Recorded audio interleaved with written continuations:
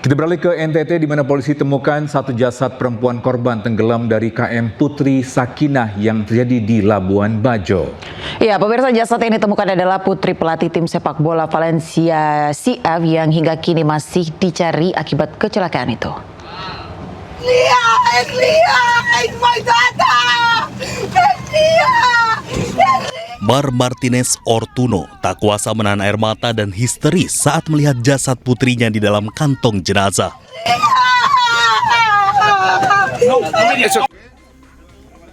Hatinya hancur melihat putrinya meninggal dunia, sementara suaminya yang juga pelatih tim sepak bola putri Valencia FC, Martin Carreras Fernando, belum ditemukan. Martin dan 3 anaknya tenggelam saat menaiki kapal motor Putri Sakinah di perairan Labuan Bajo, Nusa Tenggara Timur. Sebelumnya, tim SAR menemukan satu jenazah korban KM Putri Sakinah, yaitu putri dari Martin Fernando dan Martinez Ortuno. Begitu melaksanakan pencarian, tim terima informasi pada pukul 06.05 bahwa satu body bag, satu korban jenazah ditemukan kurang lebih 1 nautical mile dari lokasi titik duga kapal itu mengalami karam atau tenggelam. Selanjutnya korban dievakuasi menuju ke pelabuhan Labuan Bajo dan dibawa menuju ke rumah sakit RSUD Labuan Bajo. Sebelumnya, KM Sakinah yang ditumpangi pelatih Valencia dan keluarganya tenggelam di sekitar Pulau Padar, kawasan Taman Nasional Komodo, NTT. Kapal yang mengangkut 11 orang itu mengalami mati mesin sebelum dihantam gelombang tinggi. Pelatih Valencia, Martin Fernando, dan 3 anaknya terbawa arus, sementara istri dan 1 anak bungsunya selamat. Tim Liputan iNews melaporkan. Kejar-kejaran yang dilakukan Satreskrim Polsek Sungai Pinang dengan pelaku tabrak lari terekam kamera CCTV. 2 pelaku berhasil diamankan yang ternyata keduanya merupakan kurir narkoba.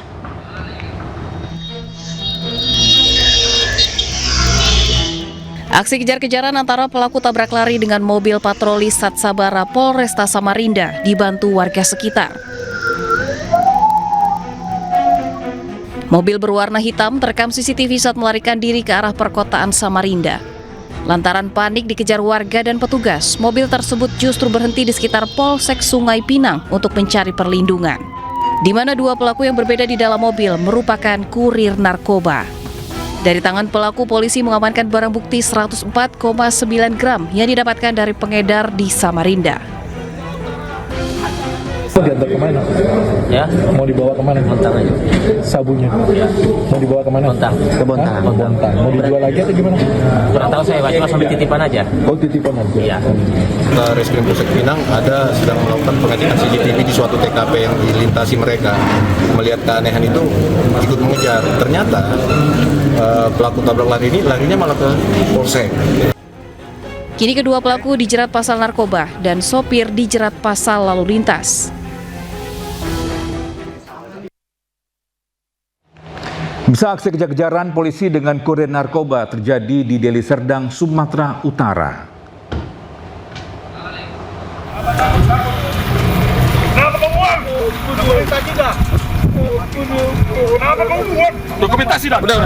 Udah. Aksi kejar-kejaran antara polisi dengan kurir narkoba ini terhenti setelah minibus yang dikendarai pelaku tercebur ke sawah di Pagar Merbau, Deli Serdang, Sumatera Utara. Bahkan seorang pelaku terlihat menangis saat digelandang ke mobil polisi. Karena kondisi pakaian mereka penuh dengan lumpur, polisi langsung memandikan keduanya di saluran irigasi sawah. Saat diinterogasi, pelaku mengaku sempat membuang paket sabu seberat 2,7 kg untuk menghilangkan barang bukti. Sabu tersebut rencananya akan dikirim ke Jakarta dan diduga diedarkan saat perayaan malam tahun baru. Dilakukan pengejaran terhadap kendaraan Avanza warna putih dan kita bisa melakukan mengamankan 2 orang pelaku dengan jumlah barang bukti ada 3 bungkus narkoba dengan berat kurang lebih 2.760 gram. Saat ini sabu yang dibuang telah ditemukan. Polisi terus melakukan penyelidikan dan memburu bandar serta pemasok narkoba yang dibawa oleh pelaku. Dari Medan, Sumatera Utara, Amin Nurasid, iNews melaporkan. Kita beralih ke NTT di mana polisi temukan satu jasad perempuan korban tenggelam dari KM Putri Sakinah yang terjadi di Labuan Bajo. Ya, pemirsa, jasad yang ditemukan adalah putri pelatih tim sepak bola Valencia CF yang hingga kini masih dicari akibat kecelakaan itu.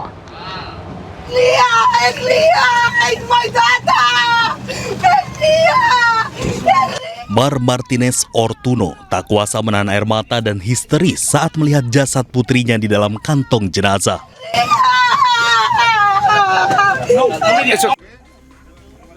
Hatinya hancur melihat putrinya meninggal dunia, sementara suaminya yang juga pelatih tim sepak bola putri Valencia FC, Martin Carreras Fernando, belum ditemukan. Martin dan 3 anaknya tenggelam saat menaiki kapal motor Putri Sakinah di perairan Labuan Bajo, Nusa Tenggara Timur. Sebelumnya, tim SAR menemukan satu jenazah korban KM Putri Sakinah, yaitu putri dari Martin Fernando dan Martinez Ortuno. Begitu melaksanakan pencarian, tim terima informasi pada pukul 06.05 bahwa satu body bag, satu korban jenazah ditemukan kurang lebih 1 nautical mile dari lokasi titik duga kapal itu mengalami karam atau tenggelam.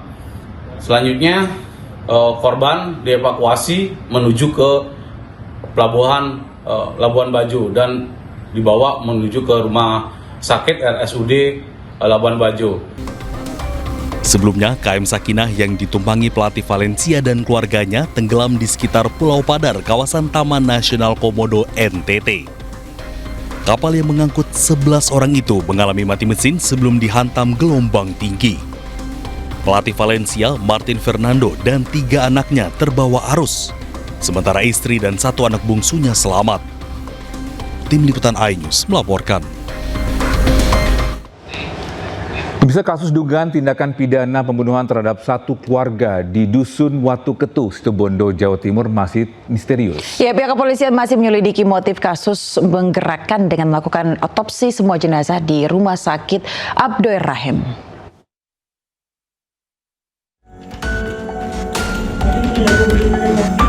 Pembunuhan terjadi pada satu keluarga yang merupakan warga Desa Demung, Kecamatan Besuki, Situbondo, Jawa Timur. 3 orang ditemukan meninggal dunia terdiri dari pasangan suami istri dan anaknya dengan luka-luka di beberapa bagian tubuh. Korban Kasim 55 tahun, istrinya Suningsih 42 tahun dan anaknya Nia 20 tahun masih berstatus sebagai mahasiswi. Ketiga korban ditemukan di 2 lokasi berbeda. Ibu dan anak ditemukan tewas di kamarnya sedangkan suami ditemukan tewas di kamar mandi. Peristiwa dugaan pembunuhan ini masih dalam penyelidikan aparat Satreskrim Polres Situbondo. Petugas gabungan dari Polres Situbondo dan Polsek Besuki telah mendatangi lokasi kejadian untuk melakukan olah tempat kejadian perkara. Hasil pemeriksaan awal di lokasi kejadian ditemukan senjata tajam berupa pisau dan 5 buah handphone milik para korban. Para korban mengalami luka di leher. Selain itu, petugas juga masih akan memeriksa CCTV di sekitar lokasi kejadian. Melaksanakan rangkaian penyelidikan berikutnya, kami tadi sudah melaksanakan TKP. Hasil olah TKP itu kemudian kami saat ini kita lanjutkan dengan pelaksanaan otopsi terhadap 3 korban. Untuk barang bukti yang diamankan di TKP sendiri tadi apa saja? Sementara kami tadi mengamankan beberapa item, antara lain ada mungkin pisau yang mungkin diduga sebagai alat, tapi kami belum bisa memastikan. Dan juga ada beberapa HP dan kemudian ada CCTV yang kita nanti kaji, mungkin barangkali ada petunjuk-petunjuk. Petugas masih melakukan penyelidikan intensif untuk mengungkap pelaku dan motif di balik peristiwa tersebut. Sejumlah saksi sedang dimintai keterangan dan garis polisi masih dipasang di lokasi kejadian. Ya, akibat hasrat berhubungan intim ditolak, seorang pria di Medan, Sumatera Utara tega membunuh istrinya. Pelaku juga sempat membuat alibi seolah-olah tidak mengetahui kematian korban.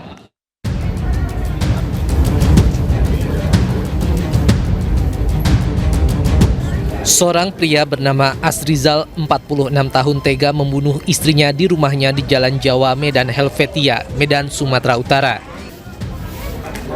Pelaku tega membunuh istrinya karena hasrat untuk berhubungan intim ditolak oleh korban. Merasa kecewa, pelaku membekap korban dengan bantal hingga korban kehabisan nafas. Usai membunuh, pelaku kemudian tidur di sebelah jasad korban hingga pagi hari. Keesokan paginya, pelaku pura-pura terkejut dan memberitahu keluarga bahwa korban tidak bergerak saat dibangunkan. Namun sejumlah luka bekas cakaran di tubuh pelaku membuktikan jika korban sempat melawan saat dibekap pelaku. Dari hasil pemeriksaan kamera pengawas didapati adegan sesaat sebelum membunuh, pelaku sempat mematikan saklar kamera pengawas sehingga tidak dapat merekam aksinya. AS mengalami pertengkaran dengan MW, nanti akan saya jelaskan di hasil CCTV, karena hasrat yang ditolak oleh korban MW terhadap pelaku AS. Untuk mempertanggungjawabkan perbuatannya, pelaku terancam hukuman 20 tahun penjara. Ya, sementara itu polisi pastikan pelaku pembunuhan seorang ibu rumah tangga di Medan 10 Desember lalu adalah anak perempuan korban yang masih duduk di bangku SD. Ya, pelaku sakit dirinya dan kakaknya kerap dianiaya korban.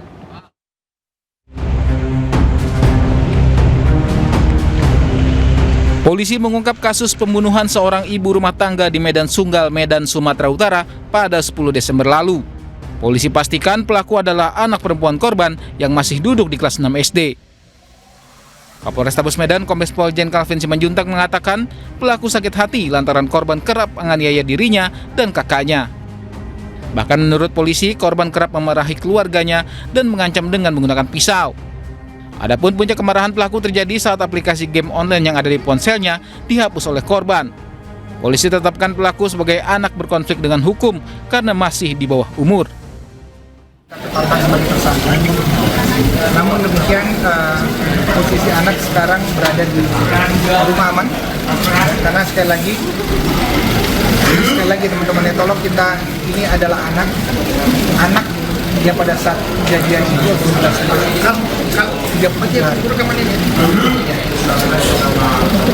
kemudian kita menggunakan KDRT. Kan masalah motifnya terkait dengan amarah si anak melihat kakaknya pada saat tanggal 2 itu dipukuli menggunakan ikat pinggang dan lain-lain satu, dan ada memar di kaki dan lutut dan bagian tangannya yang sangat biru, dan di situ dia juga melihat korban ini berkali-kali memarahi dirinya, memarahi kakaknya, dan bahkan memarahi bapaknya. Pembunuhan terjadi pada Rabu 10 Desember 2025 ketika pelaku tidur di kamar yang sama bersama kakaknya dan korban. Pelaku tiba-tiba menikam korban beberapa kali dengan pisau dapur hingga korban meninggal. Kakak pelaku sempat berusaha mengambil pisau dari pelaku, namun juga terluka diserang pelaku. Kakak pelaku akhirnya berlari meminta tolong kepada ayahnya yang berada di lantai 2 rumah. Dari Medan, Sumatera Utara, Adi Palapa Harahap, iNews melaporkan. Bisa polisi masih menyelidiki kasus dugaan pembunuhan anak politikus PKS di Cilegon, Banten. Hingga kini polisi telah memeriksa 22 saksi dan belum menetapkan tersangka.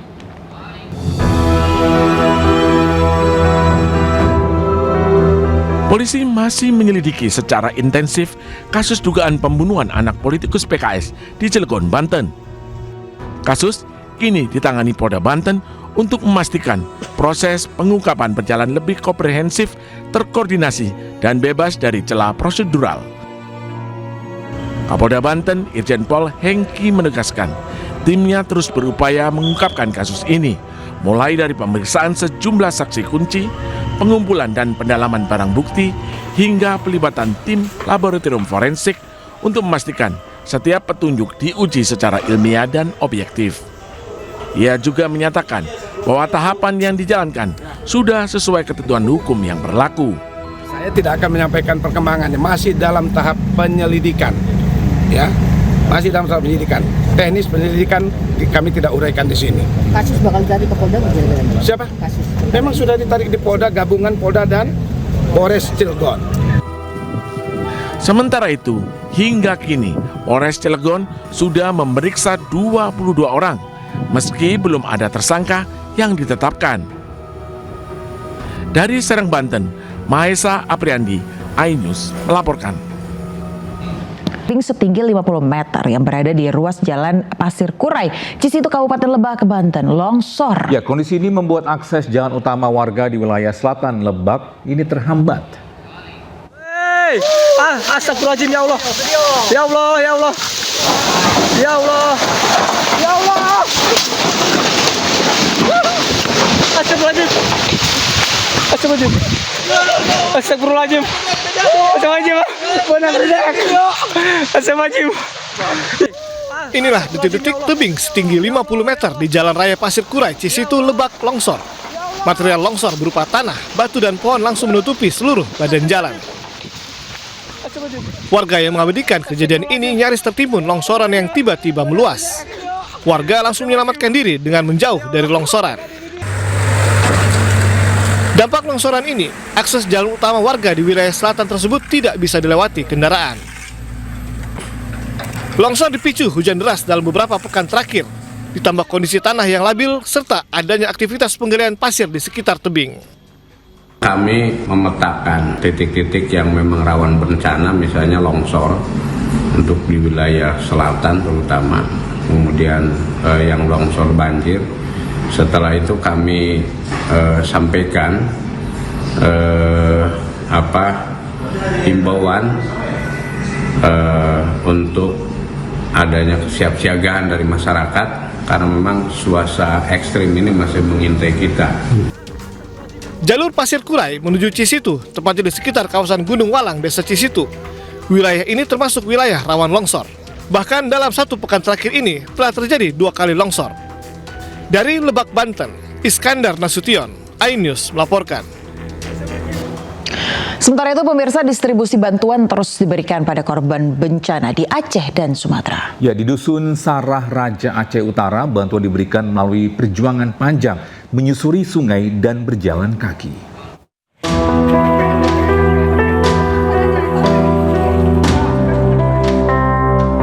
Sebulan pasca bencana banjir dan longsor, sejumlah lokasi di Aceh masih terisolir. Anggota TNI dan relawan bekerja keras memasok bantuan kemanusiaan untuk korban banjir di pedalaman Dusun Sarah Raja, Aceh Utara. Tim relawan gunakan jasa sewa 3 unit perahu tradisional untuk mengangkut sejumlah bantuan. Hujan yang turun membuat para korban khawatir dan trauma jika terjadi banjir susulan. Hari ini kami begitu banyak bawa logistik, kami menyewa bot. Kami dari desa Dusun Bidari menempuh ke Dusun Sarah Raja kurang lebih 1 jam 5 menit. Untuk mengambil bantuan di posko desa Lubuk Pusaka, warga Sarah Raja harus membayar jasa sewa perahu sebesar 800 hingga 900 ribu rupiah sekali jalan. Akhirnya bantuan diantarkan secara langsung hingga ke desa agar korban tak perlu lagi membayar sewa perahu untuk mengambil bantuan. Alhamdulillah Pak, kami sangat bersyukur Pak dikasih bantuan. Kami sangat bersyukur pada Bapak. Kami nggak bisa, hanya Allah bisa membalasnya Pak. Kami sangat bersyukur Pak. Personil TNI Brigif 125, Siwah dan relawan harus menempuh jarak 1 km dengan berjalan kaki untuk mendistribusikan bantuan kepada korban. Dari Aceh Utara, Muhammad Jafar Yusuf, iNews melaporkan.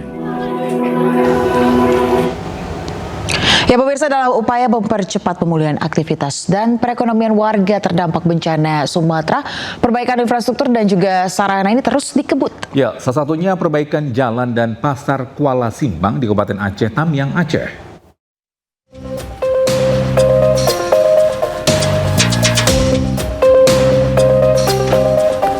Pasar Kuala Simpang, Aceh Tamiang mulai bebersih dari sisa material banjir meskipun jalannya masih terdapat genangan lumpur.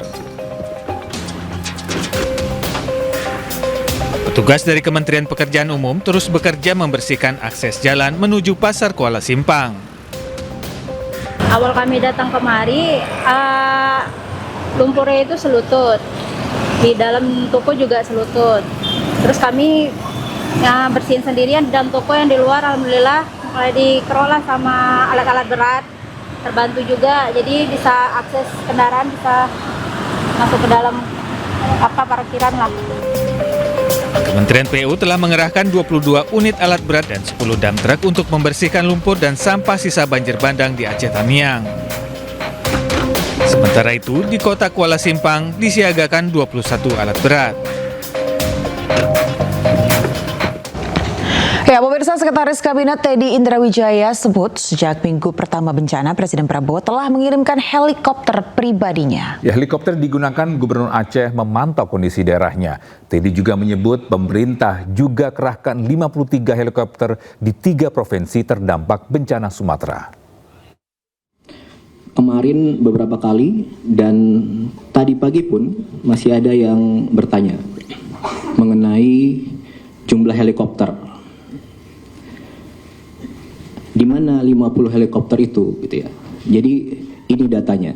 Jadi ada 53 helikopter gabungan TNI, Polri, Basarnas, BNPB, kemudian ada swasta, Pertamina, dan lain sebagainya. Ini semuanya sejak awal ada di 3 provinsi tersebut. Kemana mereka?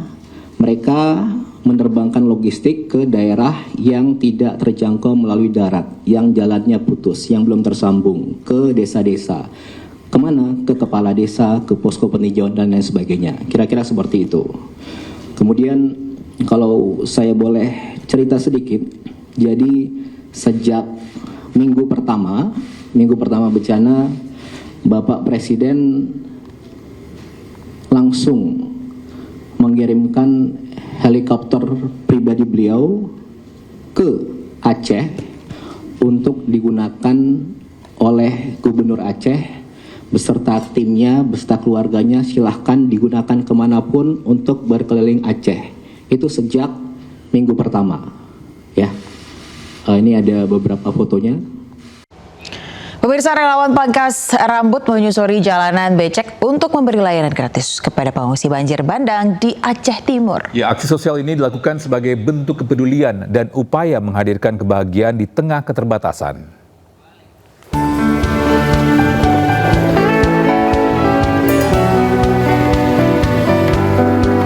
Sejumlah relawan pangkas rambut menyusuri jalanan berlumpur dan licin saat menuju desa Alwaiya Mirah, Kecamatan Pante, Bidaridi, Aceh Timur. Dengan membawa perlengkapan, tukang pangkas dari komunitas barbershop Aceh Timur ini mendatangi sejumlah titik pengungsian untuk beri layanan pangkas rambut gratis kepada pengungsi banjir. Hal ini dilakukan untuk membantu para korban, terutama anak-anak dan lansia, agar tetap nyaman selama berada di pengungsian. Mungkin dengan pertolongan kami ini membawa berkah buat mereka semua, bisa membawa mereka tersenyum. Alhamdulillah, ini adalah ketiga kalinya yang kami telah datang ke tempat-tempat yang terdampak banjir. Kehadiran mereka diharapkan dapat memberikan manfaat, sekaligus menghadirkan senyum dan kebahagiaan bagi para pengungsi di tengah musibah yang dialami. Dari Kabupaten Aceh Timur, Aceh, Yusradi, iNews melaporkan.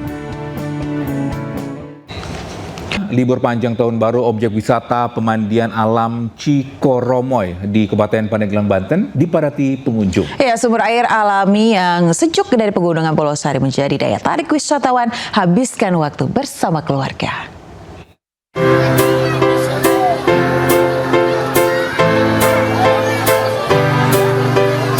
Beginilah suasana saat para wisatawan menikmati dinginnya air di pemandian alam Cikoromoy yang berada di Desa Kadu Bumbang, Kecamatan Cimanuk, Kabupaten Pandeglang, Banten. Tidak hanya berasal dari Banten saja, tetapi banyak juga wisatawan yang berasal dari luar seperti Bogor hingga Jakarta. Baik orang tua maupun anak-anak menikmati dinginnya air yang bersumber dari Gunung Pulau Sari, sekaligus menikmati pemandangan Gunung Pulau Sari. Tempatnya adem, airnya jernih dari gunung langsung, terus suasananya indah sama hijau. Teh, kalau untuk harga tiket masuknya gimana tuh? Paling murah pokoknya mah di sini mah, cuma goceng. Udah berapa kali sih kesini teh? Sering pokoknya mah, udah langganan kali kesini. Wisata pemandian alam Cikoromoy menjadi pilihan keluarga karena airnya berasal dari alam. Meski pengunjung sangat ramai, air kolam tidak pernah kotor karena air terus mengalir. Liburan sekolah ya, daripada di rumah kasihan gitu, bawa liburan ke sini aja di Cikromoy. Alasannya ya cukup simpel lah. Di sini airnya dari pegunungan, terus airnya juga jernih gitu. Jadi ya cukuplah buat menghibur anak-anak mah gitu. Wisata pemandian Cikromoy telah ada saat masa penjajahan Belanda. Pada tahun 1975, sumber mata air di Cikromoy dimanfaatkan masyarakat dalam memenuhi kebutuhan air sehari-hari yang kini menjadi destinasi wisata utama di Kabupaten Pandeglang. Dari Pandeglang, Banten, Iskandar Nasution, iNews melaporkan. Di Bisa Bali biasanya ramai seperti pasar malam. Kali ini disebut-sebut sepi wisatawan. Ya, di media sosial netizen ramai mengunggah video suasana Bali yang memang tak ramai seperti biasanya. Bisa dilihat Bandara Bali tuh benar-benar kosong melompong, yang biasanya tuh penuh banget di musim liburan kayak gini. Bahkan kafe-kafe juga kosong melompong. Aneh banget, biasanya liburan begini tuh penuhnya minta ampun. Seorang wisatawan merasa heran dengan kondisi Bali yang tidak seperti biasanya. Dalam video yang diunggah dalam akun media sosial pribadinya, ia menunjukkan suasana sepi mulai dari penerbangan hingga Bandara Ngurah Rai. Beberapa video di media sosial juga menunjukkan suasana pantai dan sudut-sudut objek wisata Bali yang lengang.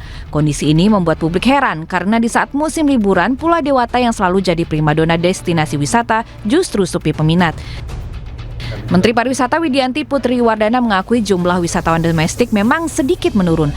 Fenomena ini diduga akibat pemberitaan mengenai cuaca Bali yang kurang baik. Agar tetap bisa menikmati liburan, masyarakat memilih mengunjungi kota-kota lain seperti Yogyakarta. Namun sebaliknya, jumlah wisatawan mancanegara yang datang ke Bali justru meningkat hingga 7 juta orang. Tapi memang wisatawan Nusantaranya sedikit menurun. Mungkin dikarenakan gencarnya informasi bahwa cuaca kurang baik dan juga hal-hal yang lain ya.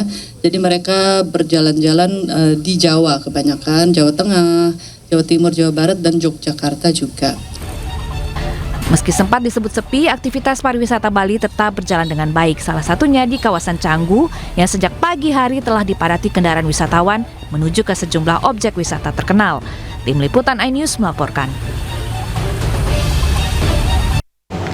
Bisa pada periode libur panjang Nataru, wisatawan berdatangan memadati Planetarium Jakarta. Ya, khusus pelajar tiket gratis selama 3 bulan.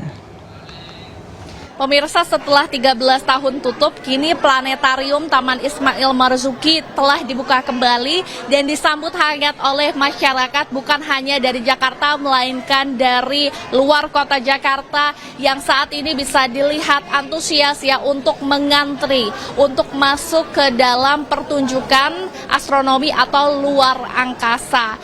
Nah, dilihat juga masyarakatnya bukan hanya didominasi oleh anak-anak muda saja, namun ini keluarga yang sengaja menghabiskan libur Natal dan Tahun Baru 2026 untuk berkunjung ke sini.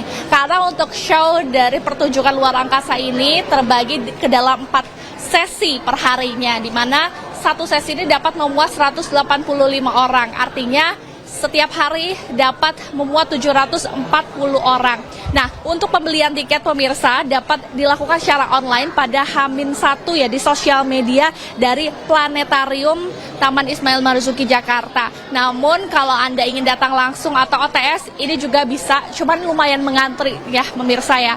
Selain itu untuk harganya cukup terjangkau karena untuk orang dewasa ataupun orang yang ingin masuk ya, ini harganya cuma Rp10.000 per orang. Dan ada kabar gembira bahwa selama 3 bulan ke depan bagi para pelajar SD hingga mahasiswa ini gratis, tinggal menunjukkan kartu pelajar saja. Nah, pemirsa, tadi juga saya sempat berbincang ya dengan masyarakat di sini, terutama ibu-ibu. Mereka mengungkapkan bahwa mengunjungi planetarium di Taman Ismail Marzuki Jakarta ini dapat memberikan wisata edukatif anak-anak, terutama belajar tentang luar angkasa dan astronomi. Terlebih di planetarium ini dilengkapi dengan AI, jadi pembelajarannya lebih modern. Dari Jakarta, Dilamil Liazul Karnain, iNews melaporkan. Bisa mengisi libur anak sekolah sekaligus libur Nataru, Taman Marga Satwa Ragunan, Jakarta Selatan ramai oleh pengunjung. Ya, ruang terbuka hijau seluas 147 hektar ini jadi pilihan warga berwisata, khususnya bersama keluarga. Sepanjang libur Natal dan Tahun Baru pemirsa, sekaligus momen libur anak sekolah, jumlah pengunjung Taman Marga Satwa Ragunan terus meningkat. Sejak pagi hari, ribuan warga terlihat memadati area kebun binatang baik di area pintu masuk maupun di dalam kawasan wisata. Pengunjung datang bersama keluarga untuk melihat berbagai jenis satwa, sekaligus menikmati suasana ruang terbuka hijau di Jakarta ini.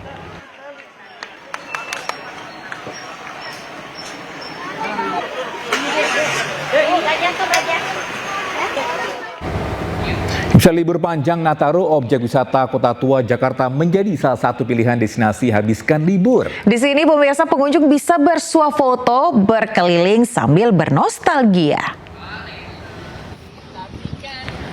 Dikelilingi gedung-gedung museum yang membuat sejarah di Kota Tua semakin terasa, pengunjung bisa menikmati berlibur sambil mengenang dan menikmati suasana masa lampau. Di libur anak sekolah ini pemirsa terlihat orang tua mengajak anaknya untuk berwisata di Kota Tua, bersuah foto, atau sekedar berjalan-jalan mengunjungi museum. Terletak di Jakarta Barat, kawasan ini dikenal sebagai pusat wisata sejarah yang tak pernah sepi pengunjung. Apalagi saat akhir pekan dan musim libur panjang.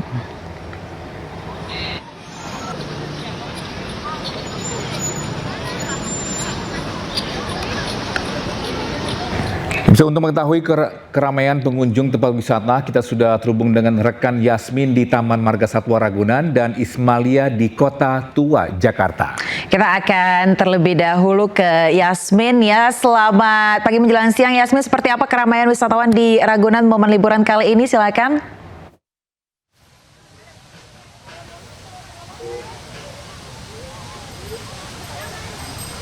Iya, selamat pagi Togaya dan juga pemirsa di momen libur Natal dan Tahun Baru sekaligus berbarengan dengan libur anak sekolah ya, Taman Marga Satwa Ragunan.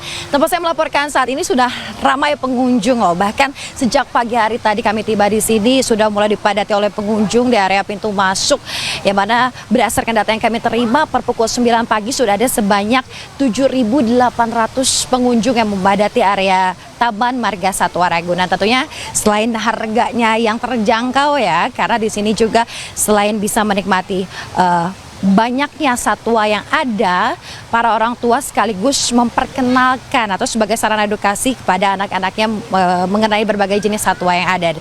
Nah, saat ini saya berada di spot pelikan, bisa dilihat di layar televisi Anda. Jadi pelikan adalah jenis burung air besar yang terkenal dengan paruhnya yang panjang dan juga memiliki kantung khas di bawahnya, digunakan untuk menangkap ikan begitu ya.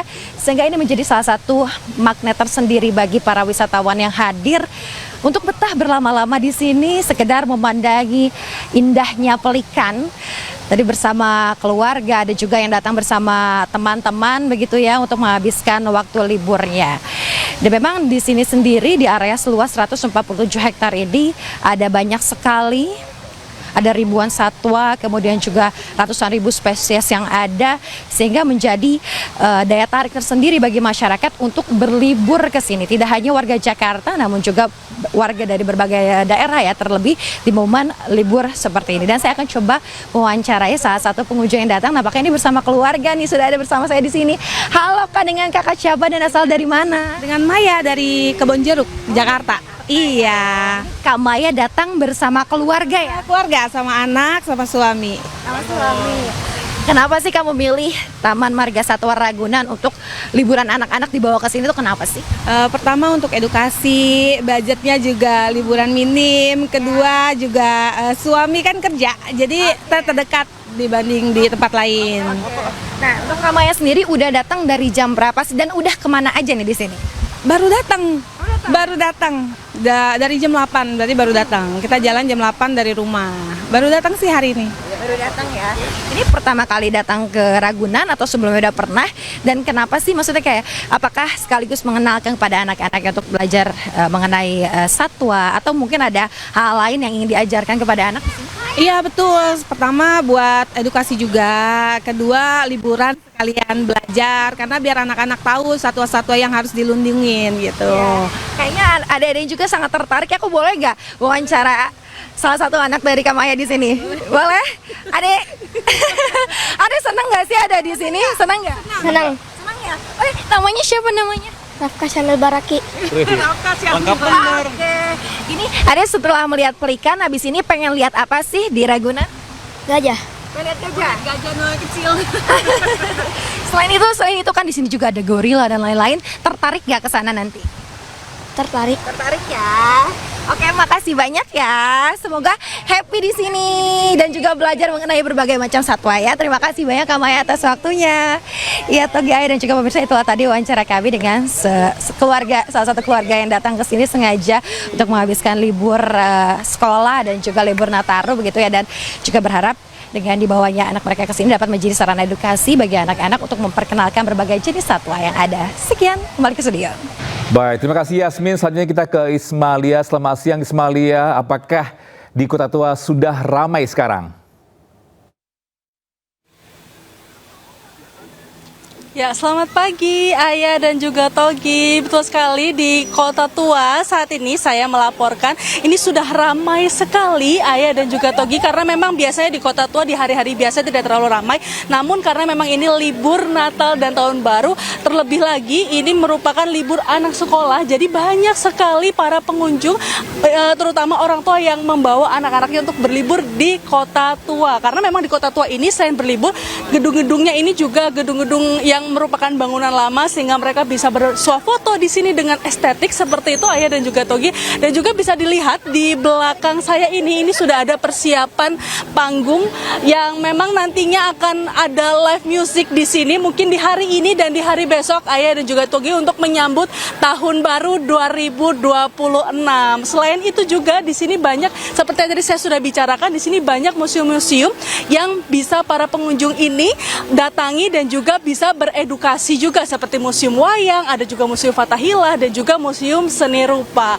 Dan di sini bisa dilihat juga keramaiannya memang ramai sekali di sini Ayah dan juga Togi, karena di sini memang sedari tadi saya lihat banyak orang tua, para orang tua ini yang memang membawa anak-anaknya untuk berlibur di Kota Tua. Ini bisa dilihat juga keramaian di sini dan antusias masyarakat di sini untuk berlibur di Kota Tua, dan juga bisa dilihat di sini memang banyak bangunan-bangunan tua yang mereka bisa bersuah foto di sini, bisa mengabadikan momen mereka. Dan sekarang kita coba ajak Togi, Ayah dan juga pemirsa untuk sekedar ngobrol dengan para pengunjung di sini. Halo kakak, boleh minta waktunya sebentar? Iya. Mohon, gak apa-apa, sebentar, boleh minta waktunya sebentar? Iya, boleh minta waktunya sebentar? Oke, mungkin mereka mau fokus untuk berlibur nih, Ayah dan juga Togi. Dan di sini yang paling ikonik juga ini bisa dilihat, di situ ada sepeda ontel yang bisa para pengunjung dan para pemirsa untuk nikmati di sini, karena memang ini ikonik sekali. Jadi para pengunjung bisa menyewa sepeda ontel, nantinya bisa bersuah foto juga di sini, dan juga nantinya di museum-museum ini memang banyak juga acara-acara yang bisa dinikmati, seperti di Museum Wayang ini ada acara imersif juga, lampu-lampu, atau juga membuat keramik di Museum Seni Rupa. Jadi nanti kalau misalnya Ayah, Togi dan juga pemirsa sudah selesai siaran, saya tunggu di sini untuk berwisata bersama. Kembali ke Anda. Oh, kita. Baik Ismalia, tunggu kita ya. Yeah. Nanti habis siaran kita langsung ke Kota Tua. Baik, terima kasih Ismalia, dan sebelumnya ada Yasmin yang sudah melaporkan langsung di lokasi wisata masing-masing. Selamat bertugas kembali rekan-rekan. Bagi kita ke informasi selanjutnya, di mana warga yang berpergian jauh ke Cirebon, Jawa Barat kini tak perlu khawatir. Iya, bila kendaraannya mogok dan harus menepi, pemirsa, kini polisi Cirebon bersama bontirnya siap membantu.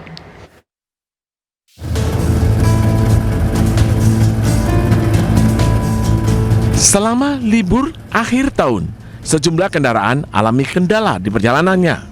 Salah satu masalah yang biasa dialami adalah overheat lantaran jarak tempuh perjalanan yang cukup jauh. Kini, bila kendaraan bermasalah, warga bisa menepi di posko pengamanan Natal dan Tahun Baru di Cirebon, Jawa Barat. Tadinya udah dicek kondisinya, cuma ya masih bagus gitu. Oke. Tapi tidak kenapa-napa ya, tidak sampai jatuh gitu? Enggak sampai jatuh. Oke, siap. Rencananya gimana ini, A? Ini lagi nunggu ini aja, mau dibenerin aja. Posko pengamanan di sepanjang kota Cirebon, Jawa Barat siap membantu pengendara yang alami masalah. Salah satunya adalah pos pengamanan pemuda. Bahkan montir pun siap didatangkan bila dibutuhkan. Ada beberapa pengguna jalan kendaraan R2 mengalami mogok atau trouble. Kami mencoba membantu, kemudian kami berusaha untuk mengkomunikasikan dengan pihak yang terkait. Berarti ada montir yang terdekat di sini ya, Len? Ya, alhamdulillah tadi kami sudah komunikasi dan montir tersebut bisa dihubungi dan mau ke sini.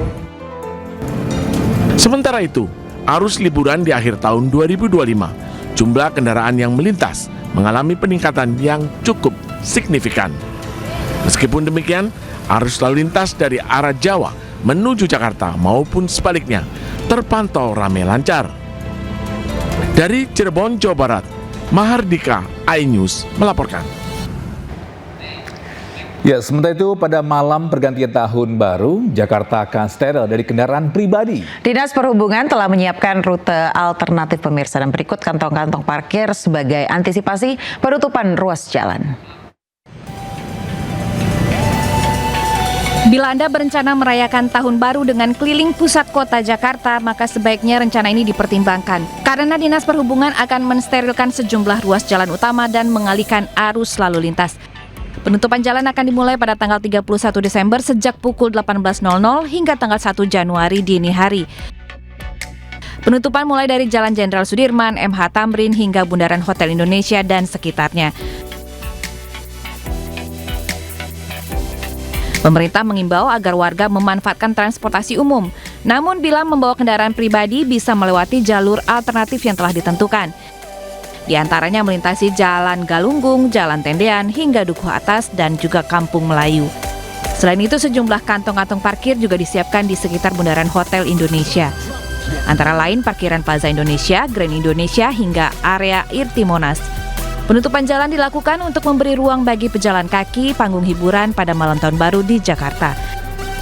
Meskipun tanpa pertunjukan kembang api, malam tahun baru tetap dimeriahkan dengan 8 panggung hiburan. Tim Liputan iNews melaporkan. Bisa libur panjang, wisata air yang menggabungkan edukasi juga jadi serbuan masyarakat untuk berlibur. Seperti di Purbalingga, pemirsa, terdapat wisata akuarium yang menghadirkan ratusan jenis ikan langka.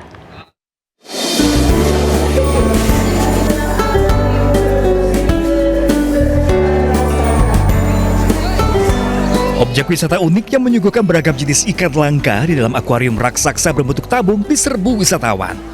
Wisatawan dari berbagai kota di Jawa Tengah langsung menyerbu wisata akuarium raksasa di Kabupaten Purbalingga yang baru saja dibuka. Saat pengunjung memasuki pintu masuk objek wisata Purbasari, disuguhi dengan pemandangan langka. 7 akuarium raksasa berbentuk tabung dengan warna-warni lampu semakin membuat pengunjung takjub. Ada 80 jenis ikan langka dari berbagai ukuran, dari yang kecil hingga berukuran super besar.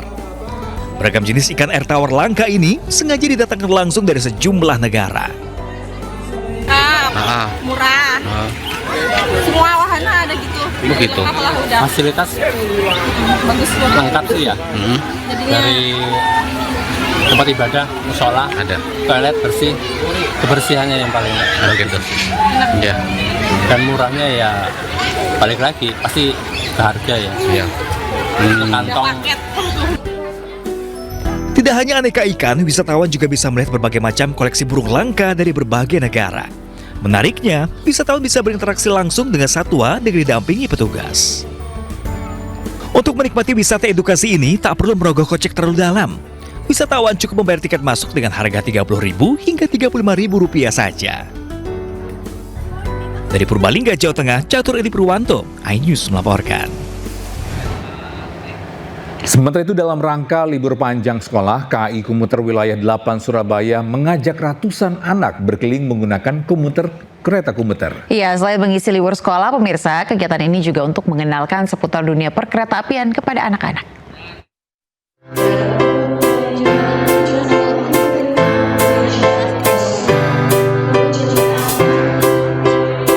Diantar sekaligus ditemani ibu, puluhan anak ini mengantre menunggu kedatangan kereta api komuter di stasiun Surabaya Gubeng. Raut wajah ceria dan bahagia anak-anak tampak jelas ketika melihat kedatangan kereta api di stasiun. Setibanya kereta di stasiun, puluhan anak bersama ibunya pun langsung masuk ke dalam kereta api komuter. Kegiatan untuk mengisi libur sekolah ini merupakan sosialisasi sekaligus edukasi sebagai pengenalan transportasi publik khususnya kereta komuter lain kepada anak-anak. Kegiatan edukasi dilakukan secara menyenangkan dan interaktif sehingga anak-anak dapat belajar sambil bermain. Bagus sekali. Seperti apa, Bu? Bisa anaknya bisa serba tahu nanti Mas, belajar bisa mandiri gitu. Apa sebelumnya udah pernah naik kereta api? Belum, Pak.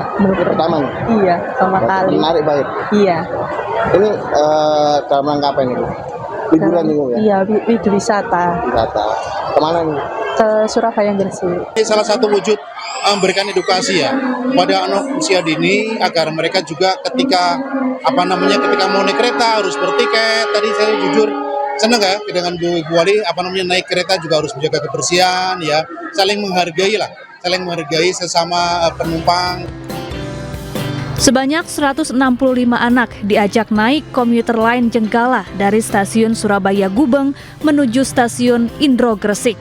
Selama perjalanan, anak-anak akan dikenalkan dengan para petugas yang melayani perjalanan komuter lain maupun aturan dan ketentuan saat naik kereta komuter lain. Dari Surabaya, Jawa Timur, Yuda Prawira, iNews melaporkan. Ribuan buruh berunjuk rasa di kawasan Monas, Jakarta. Ya, mereka menuntut upah minimum Provinsi Jakarta dinaikkan. Ayo mobil musim, Mas Partai Buruh, kawan-kawan semua berada di belakang mobil komando. Unjuk rasa dilakukan ribuan buruh dari Konfederasi Serikat Pekerja Indonesia di kawasan Monas, Jakarta. Mereka menuntut revisi upah minimum Provinsi Jakarta yang semula 5,7 juta menjadi Rp5.890.000. Tuntutan ini didasari oleh perbedaan upah minimum di Jakarta dengan 19 kota atau kabupaten di Jawa Barat. Perbedaan ini dinilai tidak sepadan dengan fakta kebutuhan hidup layak buruh di Jakarta. KSPI dan didukung oleh Partai Buruh tanggal 29 Desember ini aksi menuntut dua hal. Satu, penolakan upah minimum Provinsi atau UMP DKI Jakarta tahun 2026. Dan mendesak Gubernur untuk mengesahkan segera nilai UMSP, upah minimum sektoral Provinsi DKI Jakarta 2026. Sementara itu, Gubernur Jakarta Pramono Anung mengatakan UMP Jakarta saat ini menjadi yang tertinggi dibandingkan provinsi lain di Indonesia. Penetapan UMP dilakukan melalui negosiasi panjang antara pengusaha dan serikat pekerja. Jadi Jakarta ini dibandingkan dengan seluruh provinsi yang ada, UMP-nya paling tinggi. Dan Jakarta kemarin kenaikannya juga cukup tinggi. Kita menggunakan alfanya adalah 0,75. Sehingga sekarang ini upah minimum di Jakarta 5,7 juta lebih. Dan untuk itu pemerintah DKI Jakarta juga memberikan insentif. Di antaranya adalah transportasi gratis, pangan lebih murah, air dari Pamjaya juga kami subsidi. Dengan demikian saya berharap, karena saya mendengar yang akan demo sebenarnya dari daerah, tapi kan yang di demo di Jakarta, ya kami dengan tetap akan menjaga kondusivitas dan juga keamanan Jakarta itu penting. Unjuk rasa ini rencananya akan kembali digelar besok 30 Desember 2025 dengan partisipasi 10.000 motor dari Jawa Barat ke Jakarta dengan tuntutan yang sama.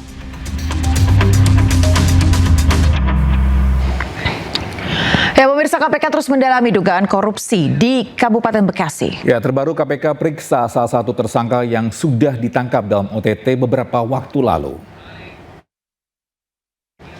Ya, juru bicara KPK Budi Prasetyo mengatakan salah satu pihak yang diperiksa adalah BS. BS ini merupakan tersangka yang ditangkap dalam OTT KPK beberapa waktu lalu. Pemeriksaan ini berkaitan dengan konstruksi perkara dugaan korupsi Ijon di Pemkab Bekasi. Sebelumnya KPK telah menggeledah sejumlah lokasi dan menyita barang bukti. Maka kemudian hari ini penyidik tentu ingin mendalami lebih lanjut terkait dengan pengetahuan yang bersangkutan berkaitan dengan konstruksi perkara suap Ijon proyek di lingkungan pemerintah Kabupaten Bekasi ataupun hal-hal lain yang perlu dikonfirmasi oleh penyidik. Di mana dalam penyidikan perkara ini, pekan lalu juga sudah dilakukan serangkaian kegiatan penggeledahan, di mana dalam penggeledahan itu penyidik juga sudah mengamankan beberapa dokumen dan barang bukti. Komisi Pemberantasan Korupsi atau KPK pemirsa menerbitkan surat perintah penghentian penyidikan atau SP3 dalam kasus dugaan korupsi izin tambang di Konawe Utara, Sulawesi Tenggara. Ya, tidak seperti kasus-kasus korupsi lain di mana KPK seringkali gigih dalam membongkar suatu kasus, dan kali ini KPK terlihat melemah. Bahkan KPK terlihat melempar bola pada Badan Pemeriksaan Keuangan BPK terkait pemberian SP3 dalam kasus dugaan korupsi izin tambang di Konawe Utara, Sulawesi Tenggara yang melibatkan Aswad Sulaiman selaku Bupati Konawe Utara periode 2007 hingga 2009 dan 2011 hingga 2016. Juru bicara KPK Budi Prasetyo menganggap auditor BPK tidak bisa menghitung kerugian negara atas pengelolaan tambang terkait kasus ini. Hal ini pun dianggap menjadi salah satu kendala KPK dalam pasal yang disangkakan terkait kerugian negara hingga tidak ditemukan kecukupan alat bukti berupa kerugian negara. Dalam perkara Konawe ini, auditor telah menyampaikan bahwa tidak bisa melakukan penghitungan kerugian negara. Karena atas pengelolaan tambang tersebut disampaikan bahwa berdasarkan Undang-Undang 17/2003 tidak masuk dalam ranah keuangan negara. Sehingga atas hasil tambang yang diperoleh dengan cara yang diduga menyimpang tersebut, juga tidak bisa dilakukan penghitungan kerugian keuangan negaranya oleh auditor. Sehingga hal ini mengakibatkan ketidakterpenuhinya kecukupan alat bukti dalam penyidikan perkara ini, khususnya untuk pasal 2, pasal 3.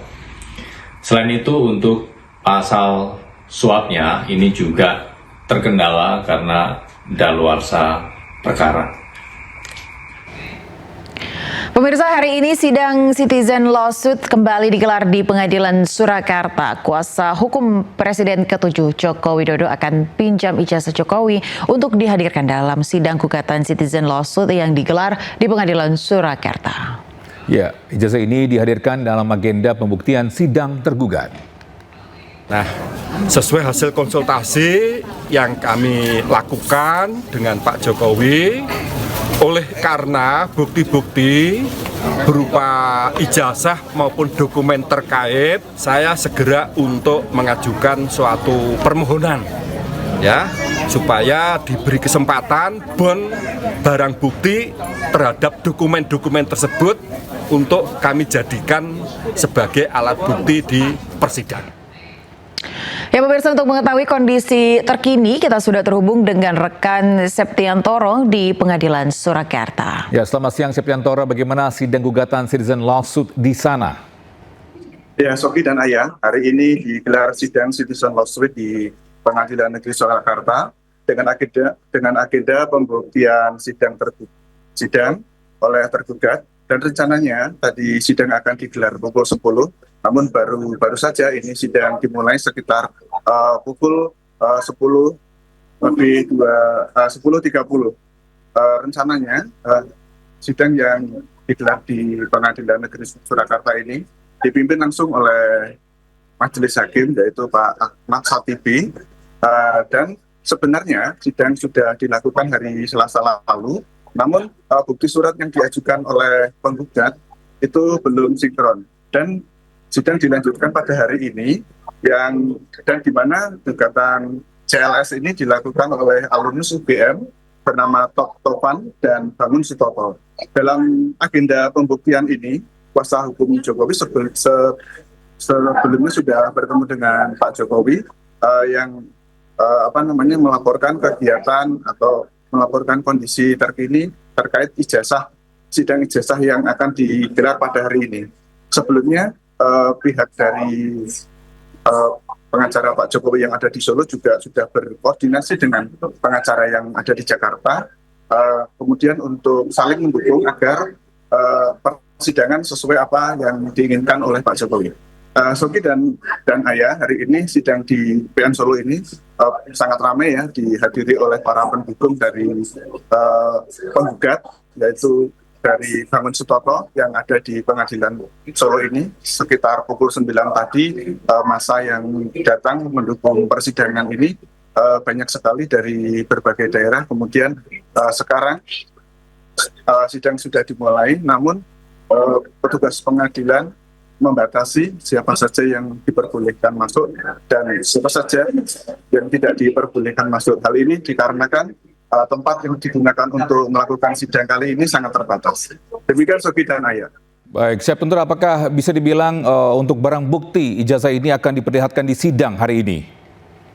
Hari ini seperti yang disampaikan oleh pengacara Bapak Jokowi yaitu Pak Yibi Irfan, hari ini rencananya akan menunjukkan ijazah yang ada yang sedang kemarin ada di Polda Metro Jaya. Namun sampai hari ini sidang masih berlangsung dan belum bisa dikonfirmasi apakah beliau sudah membawa alat bukti yaitu berupa ijazah Pak Jokowi yang sebelumnya berada di Polda Metro Jaya. Baik, terima kasih Chef Tentoro atas informasinya, melaporkan langsung dari PN Surakarta, Jawa Tengah. Selamat bertugas kembali. Baik, pemirsa, PT HM Sempurna Tbk menerima anugerah penggerak sektor UMKM dalam ajang Anugerah Penggerak Nusantara 2025. Ya, penghargaan ini diberikan atas konsistensi Sampurna dalam memperdayakan UMKM melalui program berkelanjutan yang berpengaruh secara nasional.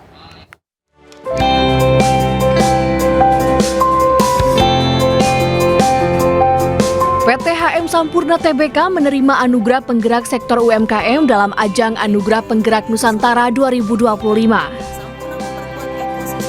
Untuk mendukung pengembangan usaha mikro, kecil, dan menengah, serta sebagai bagian dari inisiatif Sampurna untuk Indonesia, Sampurna menjalankan 2 program unggulan, yakni program Sampurna Retail Community (SRC).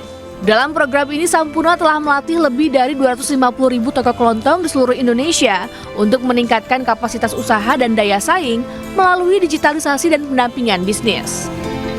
Sementara program Sampurna Entrepreneurship Training Center atau SRTC telah memberikan pelatihan kepada lebih dari 97.000 peserta. Melalui inisiatif Sampurna untuk Indonesia, Sampurna menjalankan 2 pilar utama untuk pemberdayaan UMKM. Pertama adalah Sampurna Retail Community yang telah melatih lebih dari 250.000 toko kelontong di Indonesia untuk meningkatkan daya saing UMKM melalui pendampingan dan digitalisasi. Melalui riset KG Media yang telah dijalankan di tahun 2023, tercatat bahwa omset dari SRC mencapai 236 triliun rupiah atau setara dengan 11,4 PDB retail nasional untuk Sampurna Entrepreneurship Training Center yang telah melatih lebih dari 97.000 peserta dan 1.600 diantaranya merupakan UMKM yang terus dibina oleh SCTC dan 200 diantaranya telah berhasil menembus pasar ekspor mancanegara. Aktivitas Sampurna tidak terbatas di dalam pengembangan SRC dan SCTC. Melalui riset Litbang Kompas yang mencatat bahwa aktivitas berganda yang dihasilkan oleh Sampurna mencapai 204,1 triliun rupiah atau setara 1% PDB nasional. Tentunya penghargaan ini menjadi motivasi kami untuk bisa terus menjadi mitra strategis pemerintah dalam pembangunan yang inklusif dan juga berkelanjutan.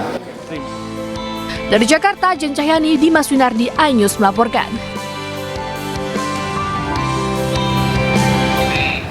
Puluhan anggota geng motor dari 2 kelompok terlibat tawuran di jalan raya menggunakan busur anak panah dan petasan. Polisi berhasil mengamankan 3 remaja yang masih di bawah umur beserta barang bukti busur panah.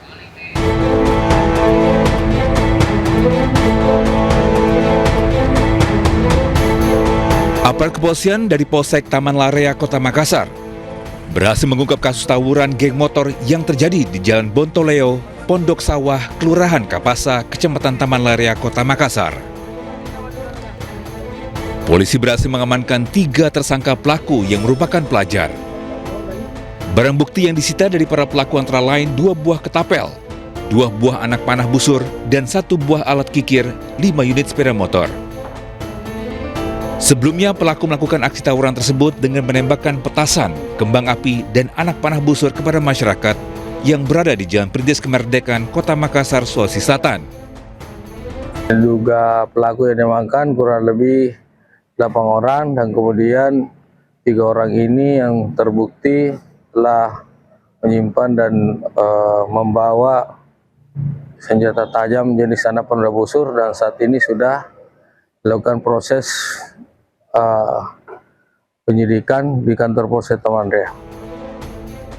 Akibat perbuatannya, ketiga terduga pelaku dijerat dengan ancaman hukuman maksimal 10 tahun penjara.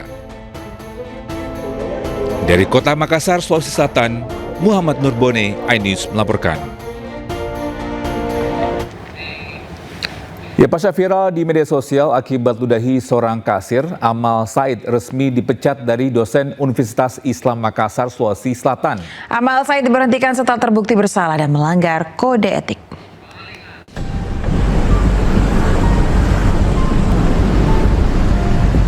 Pihak Universitas Islam Makassar resmi memberhentikan Amal Said setelah aksinya viral di media sosial saat meludahi seorang kasir di salah satu toko swalayan di Jalan Perintis Kemerdekaan Kota Makassar, Sulawesi Selatan.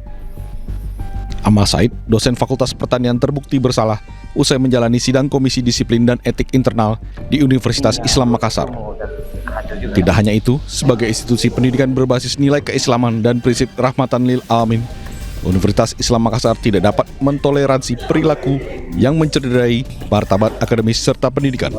UIM memberhentikan yang bersangkutan sebagai dosen UIM dan dikembalikan ke L2 Dikti wilayah 9 sebagai dosen negeri.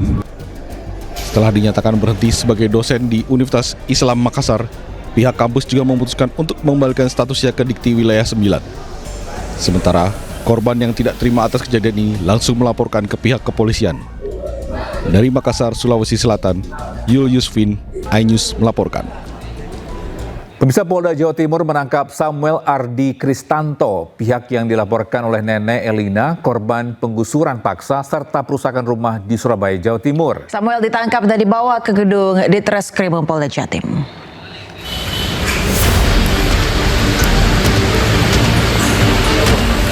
Polda Jawa Timur menangkap Samuel Ardi Kristanto, pihak yang dilaporkan oleh Nenek Elina, korban pengusiran paksa serta pengerusakan rumah di Surabaya, Jawa Timur. Samuel ditangkap dan dibawa 2 penyidik Subdit Renakta menuju ke gedung Ditreskrimum Polda Jatim. Dengan tangan terborgol, Samuel tiba dan berjalan cepat menuju tangga ke ruang pemeriksaan tanpa memberikan pernyataan. Saat ini polisi telah menetapkan 2 orang tersangka kasus pengusiran paksa Nenek Elina serta pengerusakan rumahnya di kawasan Sambi Kerep, Surabaya. Selain Samuel, 1 orang tersangka kini masih dalam pengejaran.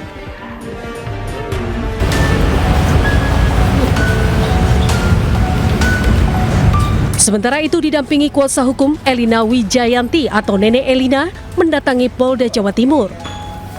Ia melaporkan kasus pengusiran paksa yang baru saja dialaminya. Kita sudah gak bicara surat, percuma bicara surat. Ini saya punya kok gak bicara surat. Ayo ibu keluar. Sebelumnya 6 Agustus lalu, sekelompok orang yang mengaku anggota Ormas mendatangi rumah Nenek Elina di Jalan Duku Kuwukan, Sumbi Kerep, Surabaya.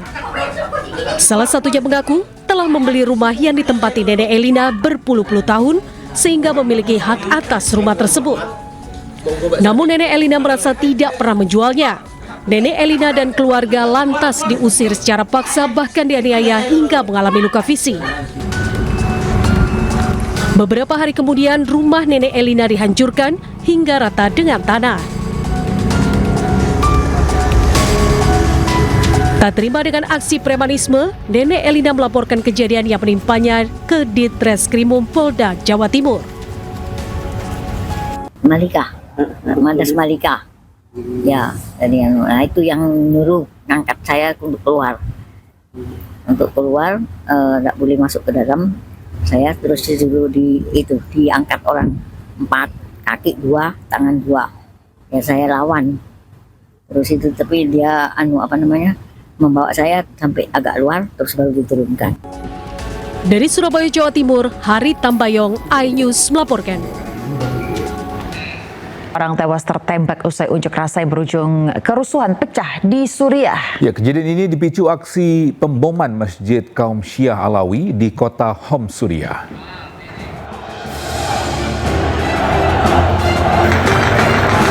Bentrok pecah antara pasukan keamanan Suriah dan para demonstran yang dipimpin oleh kaum Syiah Alawi.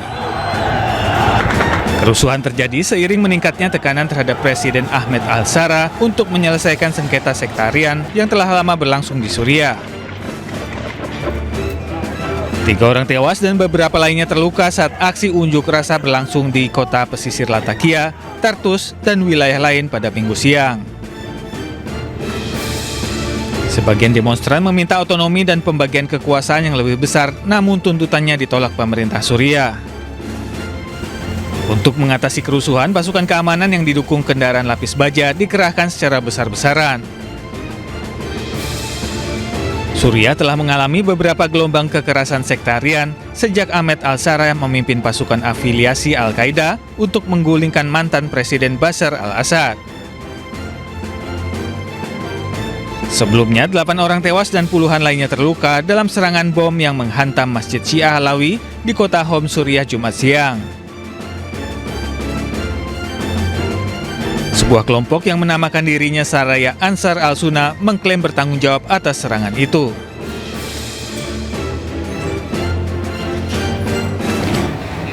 Pemirsa, Israel kembali melanggar kesepakatan gencatan senjata dengan membombardir kawasan Gaza, Palestina. Ya, minimnya alat berat membuat warga terpaksa menggunakan tangan untuk mencari korban di antara puing-puing bangunan.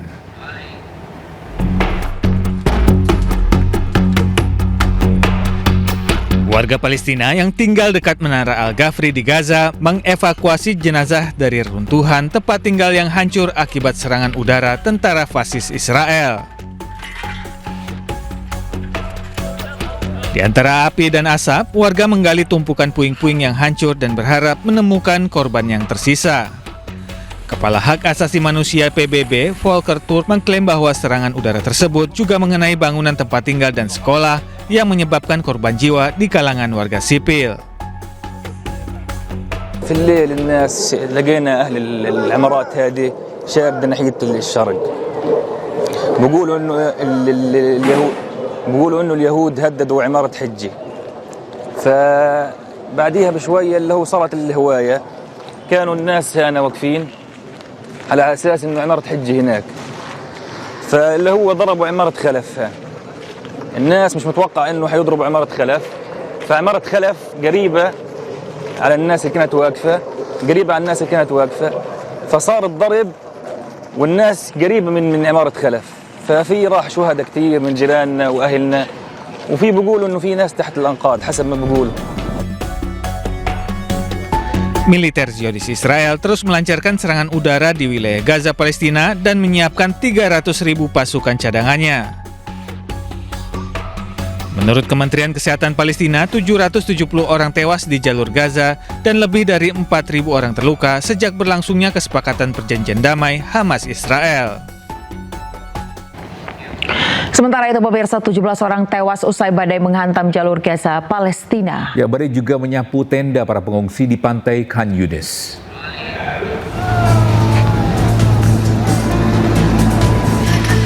Inilah kondisi para pengungsi yang tinggal di tenda-tenda di pantai Khan Yunis, Gaza, Palestina. Akibat badai, air laut menghancurkan tenda para pengungsi. Warga Gaza berusaha menyelamatkan barang-barang mereka dan membuat saluran drainase. Hujan lebat dan angin kencang di Gaza menyebabkan 17 orang tewas, termasuk 4 anak-anak. طلعت ابن صغير عمره سنة و8 شهور طلع من تحت الخيمة. طلعت فوق عند أهل زوجتي وجيت أن أشيل خيمة أطلع أغراضي ما قدرتش أطلع شايف هاي الحمد لله اللي صار فيي. بطلب الرحمة من عند ربنا أحسن من كل شيء. من البحر زي ما أنت شايف. جرف المية كان أقوى من هيك في الليل. أنا عملت سات الرمل هيك تعالي المية جرفتها كلها هيتها. المية جرفتها كلها هيتها. أنا بطلب الرحمة من أصحاب الذم الضمير اللي عندها ذم الضمير. إنها تيجي توقف للناس بدل ما هي تشتت أكثر من هيك. إيش نسوي بدنيتنا؟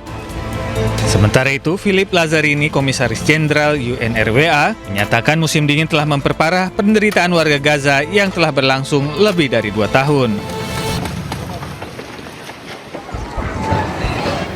Pemirsa, ada lebih dari 17 juta jemaah umroh setiap tahun dari seluruh dunia yang datang ke Mekah dan Madinah. Ada 2 waktu yang menjadi favorit tujuan umroh. Kapan dan bagaimana suasananya, pemirsa? Ya, berikut laporan Aiman Wicaksono dari pelataran Masjidil Haram, Mekah. 17 juta jamaah umroh ada setiap tahun, dan 2 waktu yang paling diminati adalah satu pada saat Ramadan karena pahalanya luar biasa, yang kedua pada saat akhir tahun seperti saat ini. Kenapa pada saat akhir tahun? Karena di Mekah sejuk sekali, ini sekitar 20 derajat Celcius, dan di Madinah jauh lebih rendah daripada itu dengan angin yang lebih berhembus sepoi-sepoi.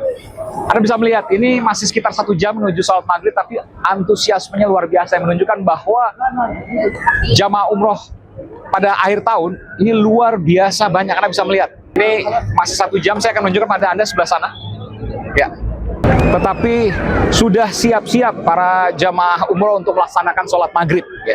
Padahal masih sekitar 1 jam lebih sedikit, dan mereka sudah siap untuk duduk di sana karena menuju 1 jam nanti, menuju sholat maghrib nanti sekitar mungkin 15 atau setengah jam ke depan, ini akan banyak pintu-pintu yang ditutup. Akan banyak pintu-pintu yang ditutup, dan ini akan membuat sulit mereka untuk masuk ke dalam, bahkan di halaman Masjidil Haram ini. Dan para petugas yang sering disebut dengan askar sudah berjaga. Sebenarnya saya tidak boleh untuk menempel di sini karena ditegur ya, karena ini menghalangi jalan. Ada banyak dari warga seluruh dunia yang di sini. Tadi saya beberapa sempat menanyakan, hello, where are you from? Malaysia. Malaysia. Oh. Indonesia? Ya, okay. Assalamualaikum. Waalaikumsalam, dari Malaysia. Ada banyak sekali ya. Okay. Halo, Assalamualaikum. Where you come from? Where you come from? Egypt, Mesir. Oke. Okay. Assalamualaikum. Dari berbagai belahan dunia. Halo, Assalamualaikum. Where you come from? Where you come from? Yusuf, where do you come from? Country? China, dari China, luar biasa. Okay. What city? No English, Arabic شوية. English no. English no, okay. But from China? Naam. Salam. Naam. Assalamualaikum. Okay. Untuk maghrib? Salah? Naam. Okay. Kabar Pak Aiman. Baik, dari mana? Dari NTB, Lombok. NTB, dari Lombok, Masya Allah, dari Indonesia. Okay. Ini banyak sekali ya, bahkan jalan pun susah. Siapa namanya? Muhammad Syukri. Oke, dan setiap tahun saya merasakan semakin banyak ya. Benar, lebih-lebih ini akhir tahun. Akhir tahun ya. Akhir tahun. Lebih nanti Ramadan, Masya Allah. Masya Allah. Terima kasih. Oke. Baik, makasih. Waalaikumsalam warahmatullahi wabarakatuh. Dan itulah kondisi akhir tahun jamaah umroh di Makkah Al-Mukarramah, pelataran Masjidil Haram. Gak apa, terima kasih. Saya bosan terlindas. Gak apa, memang luar biasa di sini. Dari Makkah Al-Mukarramah, pelataran Masjidil Haram, Arab Saudi. Aiman Wicaksono melaporkan. Ya, pemirsa, sebuah istana raksasa dan megah berdiri dan menarik perhatian banyak wisatawan di Cina. Menariknya, pemirsa, istana ini bukanlah istana asli, melainkan terbuat dari pahatan es yang berkilau. Ya, dan bisa informasi ini sekaligus menutup jumpa kita di iNews Today edisi hari ini, dan temukan informasi-informasi terbaru lainnya di www.inews.id. Dan cuplikan tayangan berita iNews dapat Anda saksikan di kanal YouTube @official iNews. Dan setelah ini Anda bisa langsung menyaksikan iNews yang bersama rekan kami, Reza Siregar. Saya Togi Sinaga. Dan saya Yanufus, pemirsa pamit undur diri. Terima kasih, selamat beraktivitas dan sampai jumpa. Bye-bye.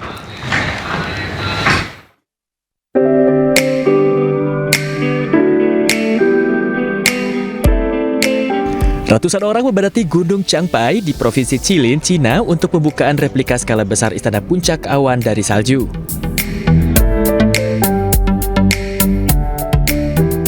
Istana salju raksasa terlihat megah di siang hari dan memukau di malam hari dengan diterangi cahaya beraneka warna. Tak hanya itu, pengunjung juga dibuat kagum dengan adanya pertunjukan cahaya dan kembang api. Istana salju ini memiliki panjang sekitar 70 meter, tinggi 28 meter, dan lebar sekitar 50 meter, dan dibangun menggunakan hampir 100.000 meter kubik salju. Objek wisata ini juga memiliki makna budaya sebagai latar utama dalam kisah para perampok makam, sebuah serial novel populer di Cina. Kisah ini tentang petualangan perampokan makam yang telah diadaptasi menjadi film dan serial televisi serta telah mendapatkan banyak pembaca di Cina. Patung ini pun menjadi destinasi wisata wajib di Cina selama libur musim dingin ini.